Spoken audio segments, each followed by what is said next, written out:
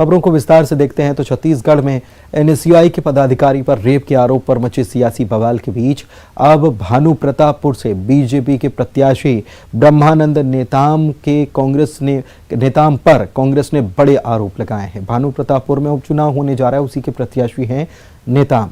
कांग्रेस का यह दावा है कि झारखंड के जमशेदपुर के एक थाने में ब्रह्मानंद नेताम के खिलाफ नाबालिग बच्ची से दुष्कर्म का भी मामला दर्ज है और उसे जो है देह व्यापार में धकेलने का भी मामला दर्ज है। कांग्रेस के इस बड़े आरोप के बाद सूबे की सियासत अब गरमाई हुई है।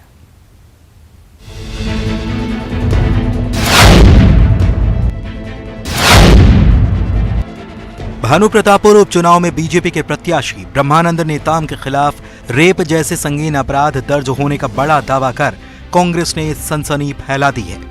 छत्तीसगढ़ कांग्रेस के अध्यक्ष मोहन मरकाम ने प्रेस कॉन्फ्रेंस में ये दावा किया है कि ब्रह्मानंद नेताम रेप केस में आरोपी हैं। मरकाम के मुताबिक झारखंड के जमशेदपुर के एक थाने में ब्रह्मानंद नेताम के खिलाफ केस दर्ज है।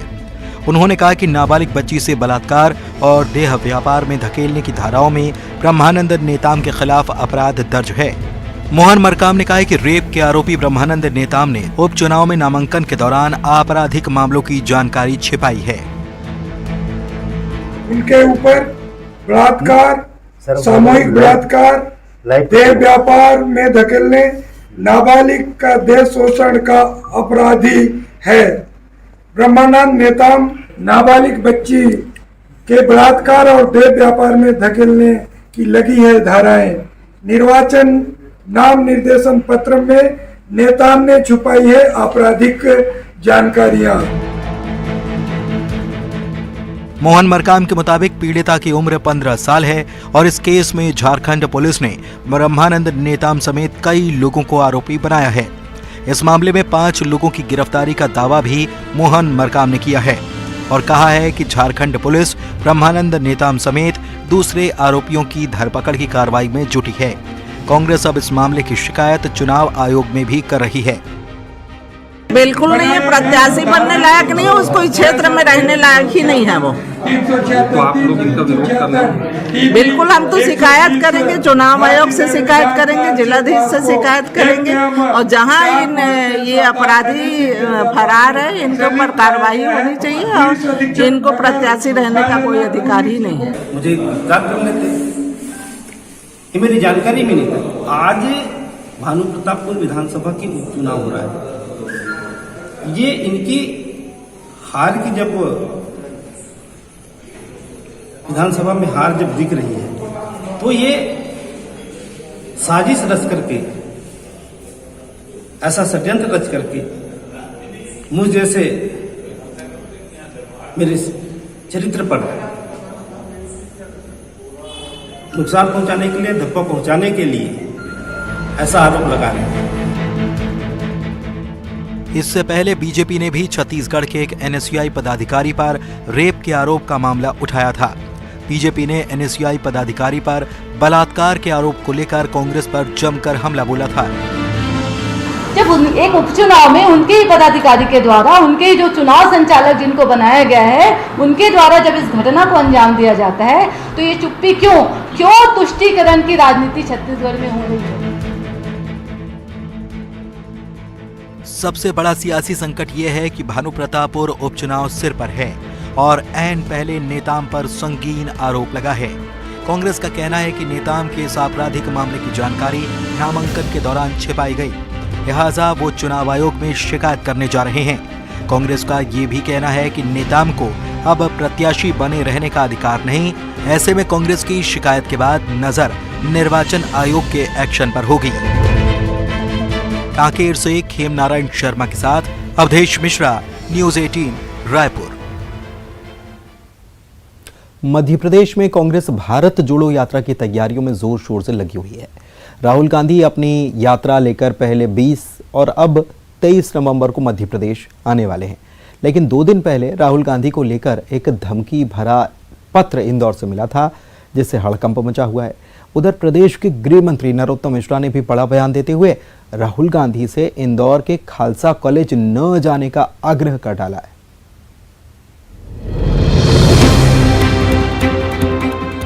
मध्य प्रदेश के गृह मंत्री नरोत्तम मिश्रा ने राहुल गांधी को इंदौर के खालसा कॉलेज न जाने की सलाह दी है। नरोत्तम मिश्रा ने कहा कि मैं राहुल गांधी से इंदौर के खालसा कॉलेज न जाने के लिए आग्रह करता हूं, क्योंकि उन्हें ऐसे स्थान पर नहीं जाना चाहिए जहां पहले से ही आक्रोश हो। इसलिए उन्हें ऐसी जगह जाने से बचना चाहिए जहां फिर से आक्रोश की स्थिति उत्पन्न हो। कुछ दिन पहले कमलनाथ के इंदौर दौरे के दौरान खालसा कॉलेज में विरोध की घटना सामने आई थी, इसलिए ही उनसे वहां न जाने का आग्रह किया गया। उनकी यात्रा है राहुल गांधी जी की, और मध्य प्रदेश में जो आ रही है उसमें जो उन्होंने खालसा कॉलेज इंदौर का है, तो आग्रह है मेरा उनसे कि उस स्थान पर कमलनाथ जी के जाने के बाद से विवाद उत्पन्न हुआ था। संत जी जो कानपुर वाले हैं उन्होंने बोला था, तो मैं आग्रह ही कर सकता हूं कि इसे ऐसे स्थान पर न जाएं जिससे पुनः आक्रोश हो। और यात्रा में सर तारीखों में संशोधन बार बार कहीं यात्रा कम होते आ रहे हैं, पहले 16 दिन से 13 दिन, अब 12 दिन और भी कम हो सकते हैं। स्वाभाविक रूप से निर्धारित लोगों को हटा दें तो उतना समर्थन मिल नहीं पा रहा है यात्रा को, और इसलिए इस तरह का विचार करते होंगे।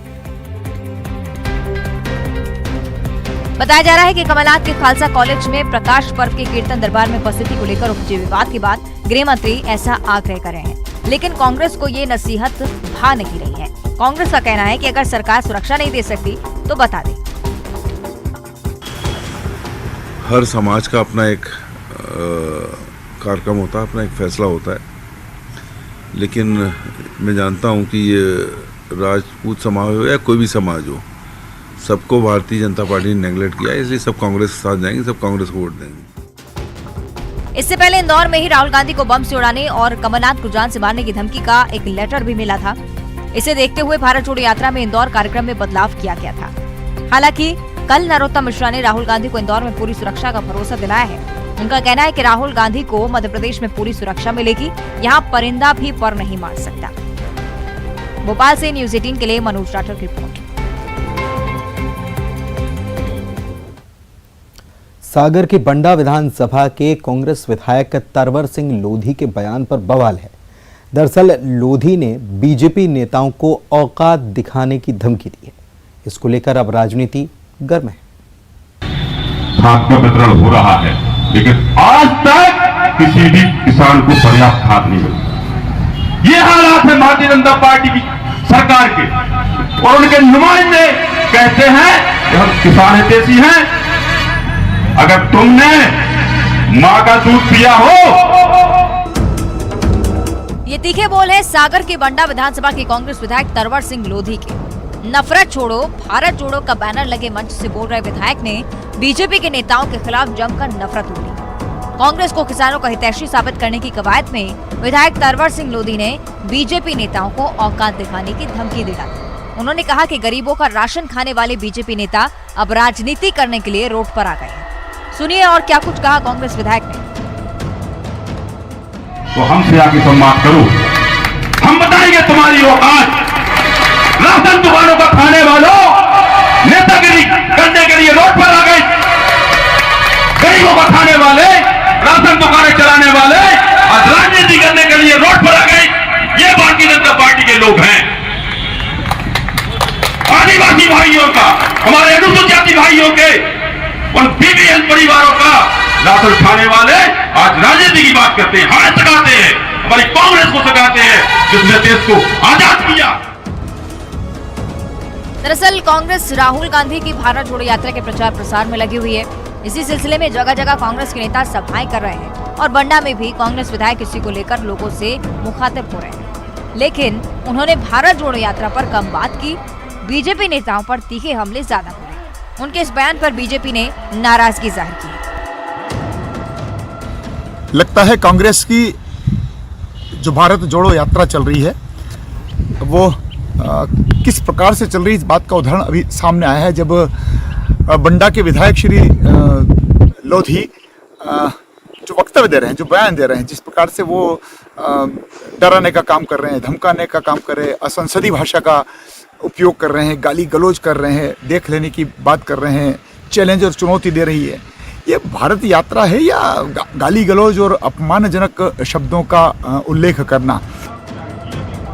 राहुल गांधी की यात्रा की थीम है नफरत छोड़ो भारत जोड़ो, लेकिन कांग्रेस विधायक ने बीजेपी नेताओं को औकात दिखाने की धमकियों से राहुल की यात्रा का प्रचार प्रसार किया। बीजेपी का कहना है कि उन्हें लगा था कि राहुल की यात्रा में संस्कार और संस्कृति की बात होगी, देश की एकजुटता की बात होगी, लेकिन मध्य प्रदेश में कांग्रेस यात्रा के मूल उद्देश्य से भटक गई है। सागर से रचित दुबे के साथ ब्यूरो रिपोर्ट, न्यूज़ 18।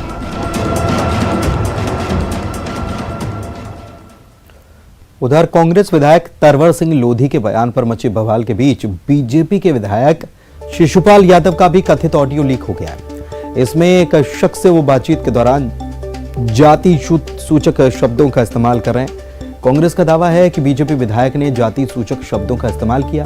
पृथ्वीपुर से बीजेपी के विधायक डॉक्टर शिशुपाल यादव पर कांग्रेस ने कार्रवाई की मांग की है। हालांकि न्यूज़ 18 इस वायरल ऑडियो की पुष्टि नहीं कर रहा।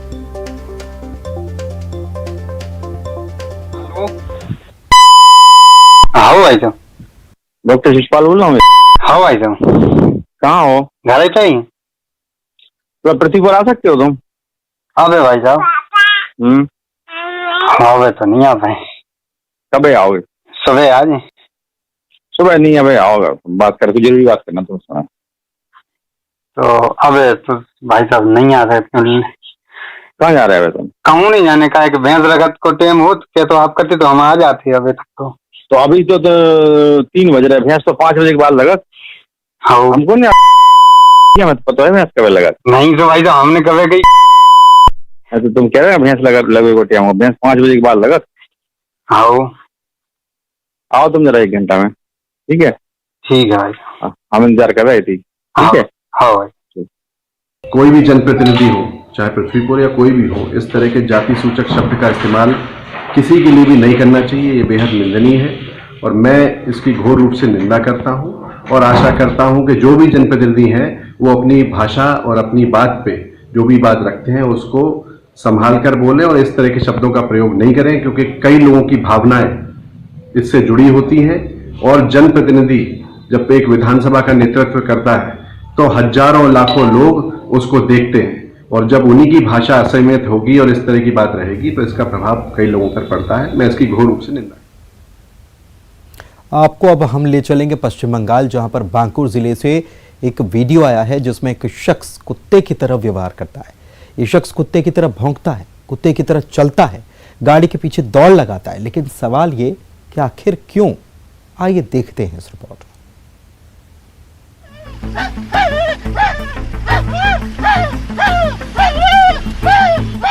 कई बार सरकारी मशीनरी का लापरवाह रवैया आम आदमी को परेशान कर देता है, लेकिन पश्चिम बंगाल सरकार के अधिकारियों और कर्मचारियों की लापरवाही ने एक सही सलामत इंसान को कुत्ते जैसा बर्ताव करने पर मजबूर कर दिया।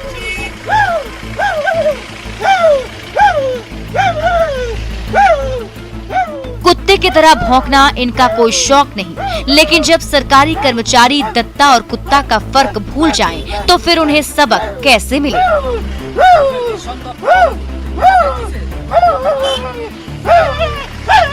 हाथ में कागजात लेकर सरकारी अधिकारी की गाड़ी के साथ दौड़, वो भी कुत्ते की तरह भौंकते हुए। आप सोच रहे होंगे कि ये हो क्या रहा है, तो दरअसल इन जनाब का नाम है श्रीकांति कुमार दत्ता। कुछ दिनों पहले श्रीकांति दत्ता का राशन कार्ड अपडेट हुआ था, लेकिन राशन कार्ड में श्रीकांति कुमार दत्ता की जगह श्रीकांति कुमार कुत्ता लिख दिया गया। इसके बाद श्रीकांति ने राशन कार्ड में अपना नाम बदलवाने के लिए स्थानीय कार्यालय के कई चक्कर काटे, अपने दूसरे डॉक्यूमेंट भी दिखाए जिनमें उनका सही नाम लिखा था, लेकिन कर्मचारियों ने इनका नाम नहीं सुधारा। नाम बदलवाने की शिकायत पर कर्मचारियों की अनदेखी के बाद श्रीकांति को आइडिया सूझा।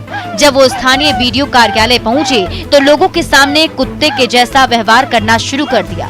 अपनी सरकारी गाड़ी में बैठे बीडीओ जब कार्यालय पहुंचे तो उनको अपना शिकायती आवेदन देते समय श्रीकांति कुत्ते की तरह भौंकने लगे। बाद में आवेदन लेकर बीडीओ ने पूरी बात समझी और कर्मचारियों को श्रीकांति के नाम के आगे से कुत्ता शब्द हटाने के आदेश दिए और उसका सही नाम फिर से दर्ज करने के लिए कहा। Bureau report, news 18।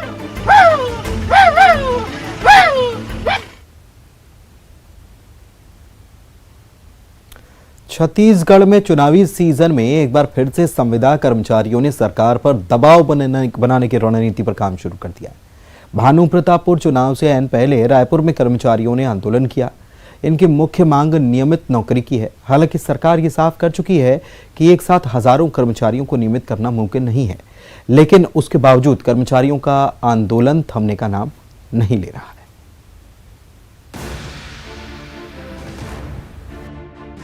मौसम है चुनाव का और कर्मचारियों की मनोकामना है बड़ी, लेकिन सवाल है कि हजारों संविदा और दैनिक वेतन भोगी कर्मचारियों को नियमित नौकरी देना क्या किसी भी सरकार के लिए मुमकिन है?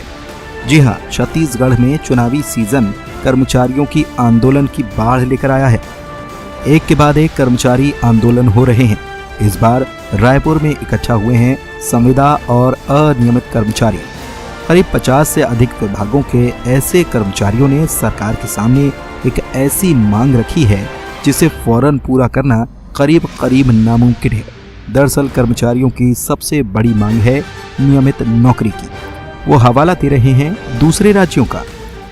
हजारों संविदा कर्मचारी मैदान पर डटे हुए हैं। कल हम लोगों ने एक विशाल रैली निकाली थी मनोकामना पद यात्रा के नाम से। चंद्रपुरी में 1008 दीपक जलाए हुए थे और आज हम लोगों की एक वृहद रैली है जो बूढ़ा तालाब से लेकर सप्ताशाला मैदान तक जाएगी और वहां घेराव करेंगे। कोई नई मांग नहीं कर रहे हैं। जो आप वादा किए थे हमारे नियमितीकरण के, उसी वादा को पूरा करिए, जिससे कि हम सबका जो परिवार है, जो माताएं बहनें हैं, जो अपने बच्चों को लेकर इस मैदान में डटी हुई हैं भरी गर्मी में, तो निवेदन है कि हमारी मांग को जल्द से जल्द पूर्ण करें। रायपुर के बूढ़ा तालाब में कर्मचारियों का आंदोलन चल रहा है।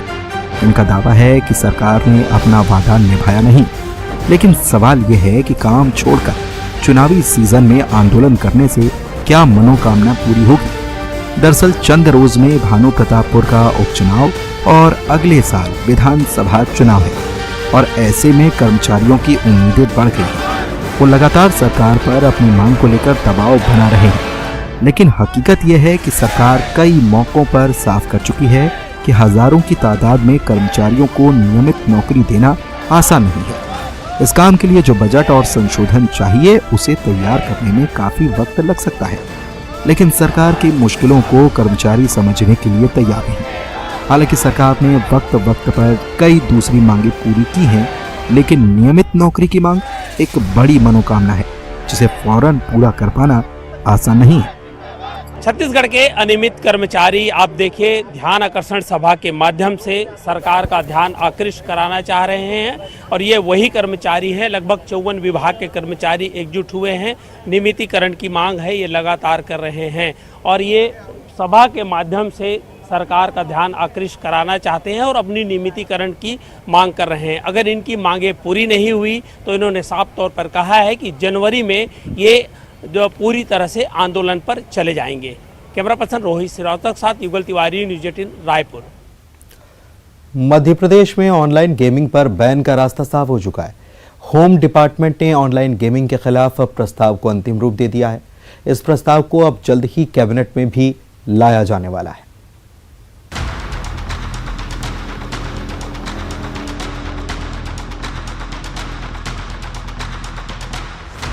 मध्य प्रदेश सरकार जल्द ही ऑनलाइन गेमिंग पर बैन लगाने की तैयारी में है।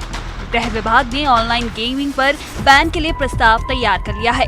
इस प्रस्ताव को जल्द ही कैबिनेट में रखा जाएगा।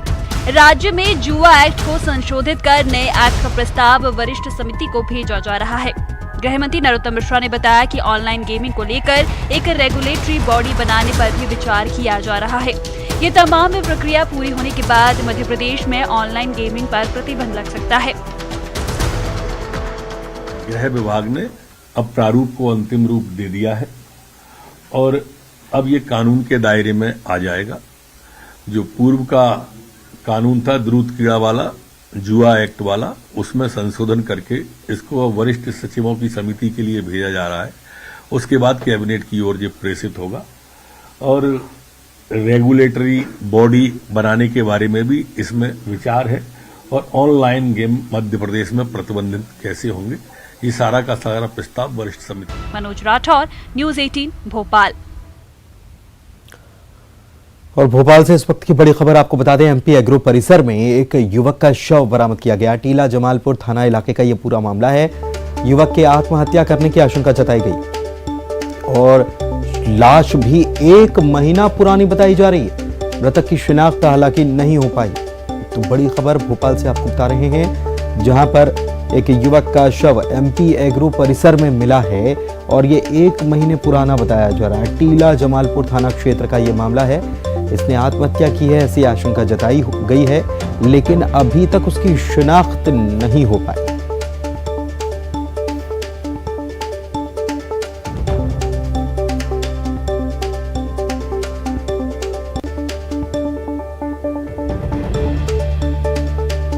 जैसे ही जानकारी मिली, पुलिस मौके पर पहुंची, एफएसएल की टीम मौके पर पहुंची और हर एक पहलू को खंगाला जा रहा है, लेकिन बताया जा रहा है कि ये खुदकुशी की गई है संभवतः। अब ये युवक कौन है, इसकी जाहिर सी बात है कि ये युवक लापता था 1 महीने से। 1 महीने पुराना शव है, तो पुलिस थाने में एफआईआर या गुमशुदगी को लेकर कुछ आवेदन भी दिया गया होगा, उसकी भी जांच पुलिस करेगी और यहाँ से मौके से जो चीज़ें मिली हैं उनको भी देखा जाएगा ताकि युवक की शिनाख्त हो सके। लेकिन ये कहा जा रहा है कि इसने खुदकुशी की। टीला जमालपुर थाना क्षेत्र का ये मामला है और सबसे पहले न्यूज़ 18 मध्य प्रदेश छत्तीसगढ़ पर मौके की तस्वीर आपको हम दिखा रही हैं। एमपी एग्रो का परिसर जो है, यहाँ पर ये शव मिला है और ये शव 1 महीने पुराना बताया जा रहा है। अब थोड़ी सी हैरानी ये ज़रूर हो रही है कि ये एमपी एग्रो में परिसर में शव मिला है और 1 महीने पुराना है, तो अभी तक इसके बारे में किसी को कोई जानकारी क्यों नहीं लग पाई।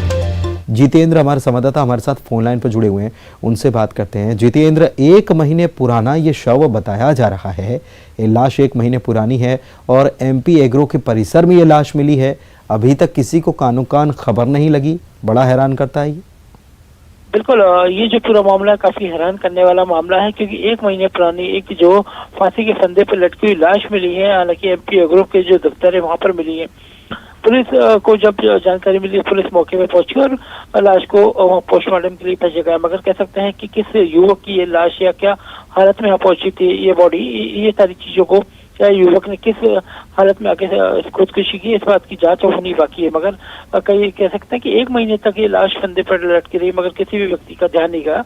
हालांकि अब जांच का विषय है, उसके बाद स्पष्ट हो पाएगा कि आखिरकार मृतक कौन था और क्या परिस्थिति में उसकी यहाँ पर लाश लटकाई गई है या फिर हत्या की मामला हो सकता है। शुक्रिया जितेंद्र, लेकिन वाकई में बहुत ज़्यादा ये हैरान करता है कि इतने वक्त तक 1 महीने तक ये फांसी के फंदे पर झूलती रही लाश, डिकम्पोज भी होती है, बदबू भी आती है, कई बार कीड़े लग जाते हैं शव में, लेकिन यहाँ किसी को कोई कानो कान खबर नहीं लगना, 1 महीने बाद इसका पता चलना बहुत अपने आप में सवाल खड़े कर रहा है।